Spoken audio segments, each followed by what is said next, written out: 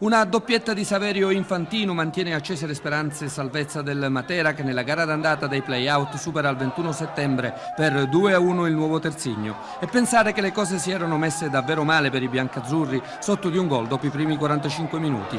Approssimativa nella zona nevralgica del campo e poco incisiva in avanti, la squadra di Bilotta in avvio lascia l'iniziativa ai campani, che pur senza entusiasmare trovano il gol con Scogliamiglio, che al 26esimo fredda potenza su traversone di Siciliano. Per aspettare la reazione dei padroni di casa bisogna attendere la ripresa. L'ingresso di Infantino, Baldiserra e Caldararo dà più brio alla manovra del Matera, che si rovescia nella metacampo avversaria e sfiora a ripetizione il pareggio. Al nono il portiere Allocca deve compiere un miracolo per dire no a Liberti. Il Matera colleziona angoli, alla fine saranno 15, pressa ma sciupa anche molto. Al 20esimo l'estremo campano si esalta su Caldararo, ma il gol è nell'aria. Al 23esimo, dopo il palo di Liberti, Infantino insacca di testa la palla dell'1-1. Trovato il pari, il Matera perde i suggerimenti di Bilotta, espulso per protesta ma non la grinta, e 3 minuti dopo ribalta il risultato. Infantino ancora di testa corregge in rete il tiro d'angolo di Caldararo. In vista della gara di ritorno vuole arrotondare il risultato l'11 di casa, ma rischia anche qualcosa in contropiede.